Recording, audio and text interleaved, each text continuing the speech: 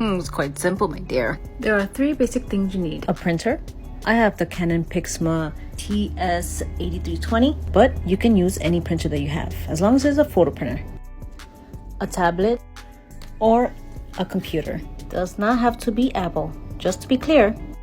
The next thing I would say would be a paper cutter like this. Those are the most inexpensive way to start making things because you can do simple cuts like this for bookmarks and also for greeting cards. For stickers like this, I use a die cutter like this one here. This one's called Silhouette Portrait 3.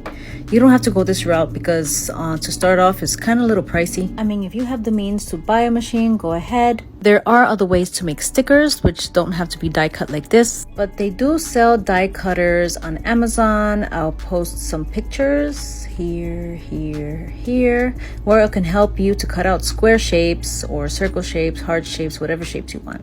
One thing I forgot to mention about having a paper cutter is that you can use it to cut your promotional materials and notepads.